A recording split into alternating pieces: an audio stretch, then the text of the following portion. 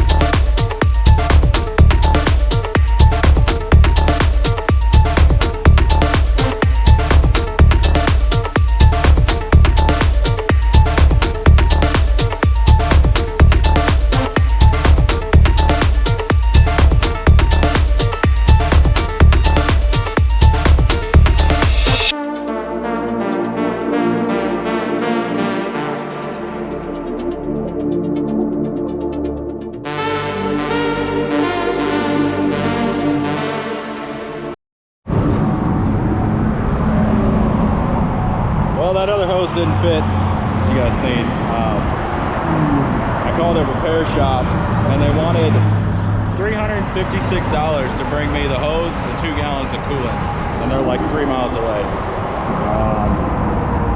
So I said no.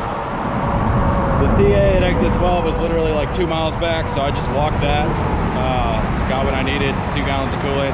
It's $47 and I walked back. So took a little while, but save me some money, plus I sit for a living. I can use the exercise, right?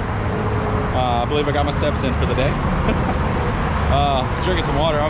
That's a long walk in boots on the side of the road. I didn't walk on the actual like pavement shoulder. I walked on in the grass. So it's all like this, where it's just real tall and trash, and it sucks, but it is what it is. I'm gonna go ahead and put all this stuff back together, and with that 2 gallons of coolant, plus I got 3 gallons of coolant in the truck, and what I was able to save, I hope I can hope I have enough to fill it up. If not, I have water. I don't want to do that, but I'll do that and get back on the road. So yeah, we're gonna get all this put back together.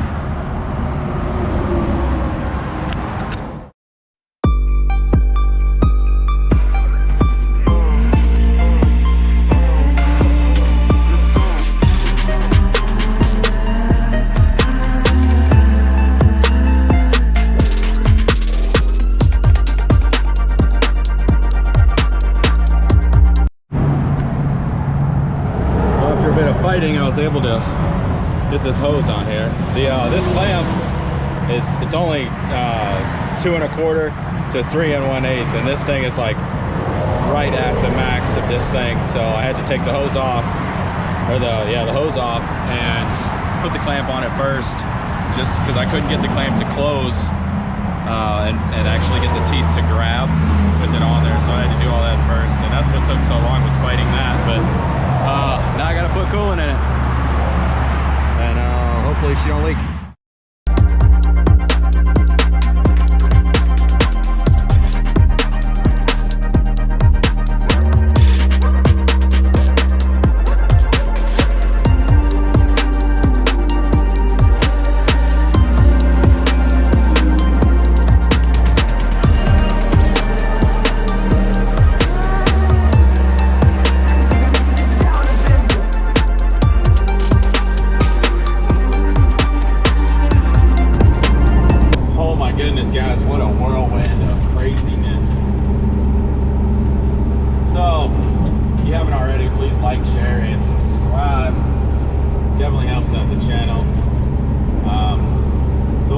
a little bit about what's going on. My camera died in the middle of filming what I was doing as far as the coolant hose and all that stuff. So sorry I didn't get to finish all that, but I was really,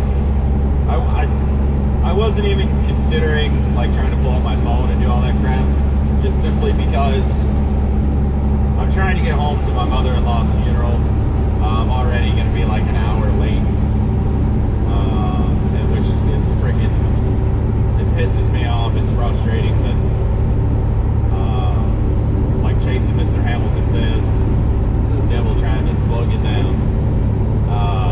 It's crazy because I was listening to his channel, listening to him talking about having to call the repo and 10 grand and then 15 grand on his truck, and that sucks. I've been there. I did before I got rolling. I sent a message on YouTube, maybe be able to help him out, or just kind of talk to him a little bit, help him not make an irrational decision. Not saying I'm perfect, but it's just man. So if you're watching this, feel free to hit me up on Instagram. That's Nomad.trucker, or on you can hit me up on email. We just chit chat about what's going on, because I literally just went through the whole $10,000 expense bill and all that kind of stuff. So back to what I was saying. The coolant hose broke running down the road, like literally a mile and a half, 2 miles past the Petro exit in Atlanta on 285. The check engine light came on and the shutdown light came on, which means one of two things: either the oil is low or coolant is low. So I pulled it over, my oil pressure was fine, so I didn't think it was the oil. And then I obviously pulled over, popped the hood, coolant everywhere. The hose broke, where I showed you guys right there off the water pump, in that other pipe. So the pipe I had was 2 3/4 inch inner diameter. I needed a 3-inch inner diameter. I called a service repair shop. They wanted $356 to come out and bring me the parts. As Nomadic Crew would say, bug on that. I'm not doing that. Hell no. So then I told him, I'm like, I don't need you to fix it. I don't need you to do any work. I just need you to bring me the parts. And they're like, okay, well, it'd be 150 plus parts. No, I'm good. I appreciate it. My GPS is gonna start screaming here now.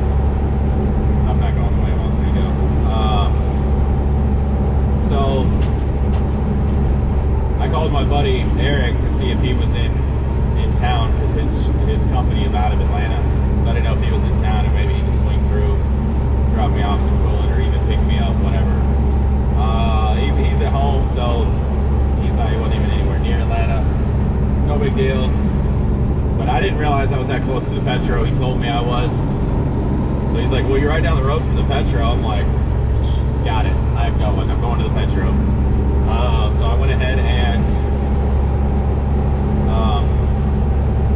I shut everything down. I let Landstar know that I'm on the side of the road. I got my triangles out. And I'm going to walk to the Petro to get my parts and things that I need. I said, okay, be safe. I walked to the Petro. It's a nice little hike.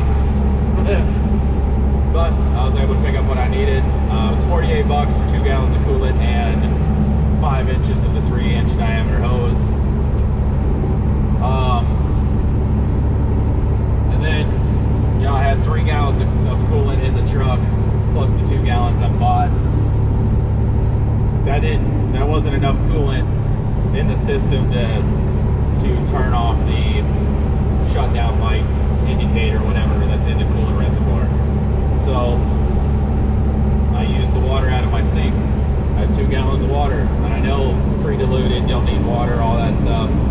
You got to do what you got to do. I wasn't about to walk all the way back to the Petro to get more coolant. It wasn't going to happen. So I used the water I had from my sink. That wasn't quite enough, so I wound up using like the 16 bottles I had left of my drinking water. So I put all that in the coolant, or in the reservoir. That did the trick.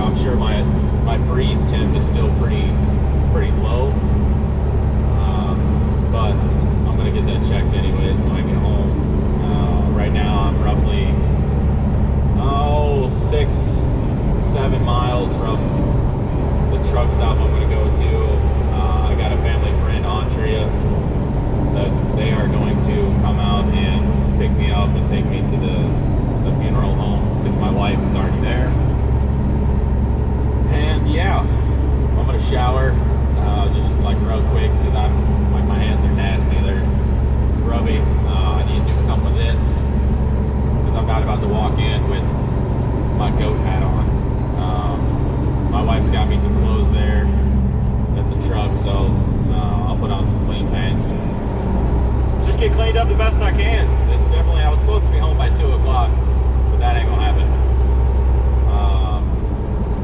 So yeah, I'm gonna park, get cleaned up, get over to the funeral home, and this load doesn't have to deliver in Lebanon until like 2300 on Monday, so I'm not worried about the time there. So I can deliver it tomorrow or Sunday or whatever. But yeah, so not a whole lot going on here, just a little bit of coolant hose and just, I mean, the stresses of being an owner-operator and the things, any given time anything can go out, and that's what sucks, is you have things planned out, you have things you want to do, things you need to take care of, whatever the case is, and sometimes they just don't work out. You gotta do what you gotta do. But you'll probably see my refrigerator box back there. That's the box from my new fridge. I just haven't thrown it away yet. The new one that I bought, I talked about in the last video, it stopped working, and it started, like, it had a terrible smell coming from it, to the point it was giving me a headache. I don't know if it's Freon, I'm assuming it is, but it smelled terrible. So I unplugged it, and like 5 minutes later, the smell went away. So I just took it back to Walmart and swapped them out, and I just haven't thrown this box away. I stayed at the shipper last night, so I didn't have a trash can or a dumpster to throw it away in. So no big deal for me, just I'll throw it away when I get home, you know, or at the truck stop, throw it away in their dumpster. I don't really care, but not that all that mattered. Just wanted to, I know somebody will say something, why do you have a box for a refrigerator or sleeper? Because I like boxes, okay? Anywho, y'all stay safe out there. Y'all be good.